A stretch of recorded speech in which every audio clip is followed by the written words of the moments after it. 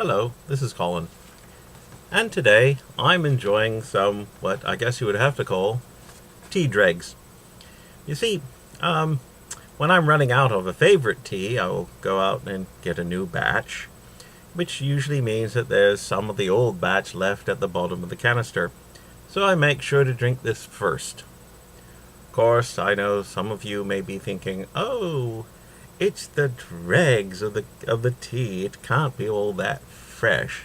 Well, I say, to heck with freshness. I mean, it makes me think of, well, the 17th century. See, back in the 17th century, when tea was first being imported into Europe, first by the Portuguese and then the Dutch, about the time of the Restoration, when the royals came back to England after the Commonwealth under Cromwell collapsed, they brought with them their European ways that they had learned in exile, and including tea drinking.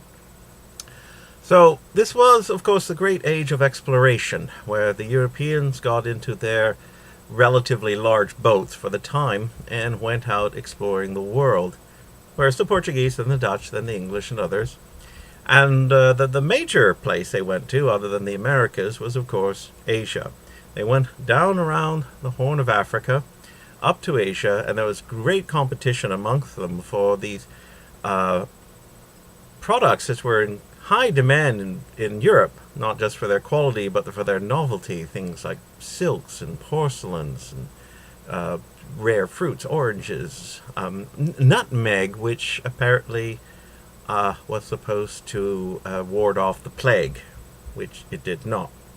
So all these ships would come back to Europe with their precious cargoes, and I mean really precious. The cost of tea was astronomical. It was brought in small batches, and it was really only the courtiers, the royals, and the very rich who could afford to have tea, and it became something of a mark of distinction, of breeding and wealth, if you could actually serve tea.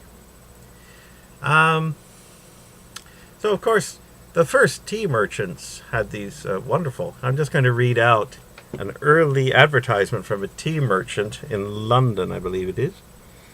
Here we go. From John Ovington, chaplain to King William III, wrote an essay upon the natural qualities of tea.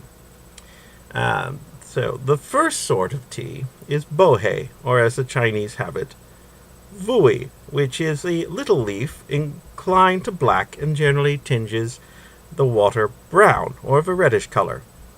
Those in China that are sick or very careful of preserving their health if they are weak confine themselves only to this tea. The second tea is Xinghao, or somalo, with the Chinese, of which there are several kinds according to the place of growth, the manner of preparing it, and the nature of the tea. One of them has a narrow and long leaf, the other smaller and of a bluish-green color, which tastes very crisp when it is chawed.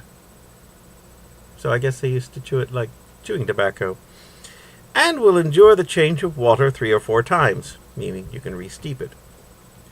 Tottenegg, a kind of metal bought from China, canisters pasted over with paper and enclosed in a wooden tub.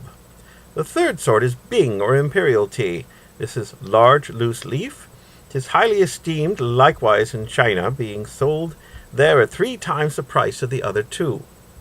This likewise, as the others, is imported in large, thick Tottenegg canisters, included in wooden tubs or in baskets made of small bamboo canes. Now, the reason why I think of the 17th century when I think of tea dregs, or having tea around, sitting in a canister for years, is that by the time the tea reached the people in Europe, it was about 18 months to 2 years old. Of course, tea grows best in tropical mountain hinterlands.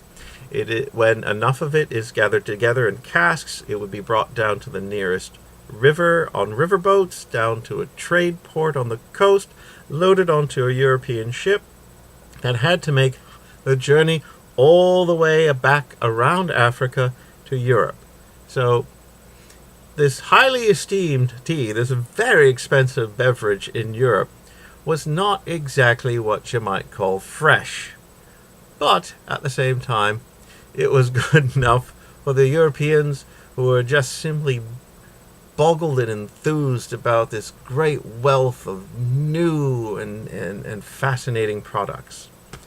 Anyway, so I'm going to continue drinking my tea, and we've learned a little something more about it. Cheers!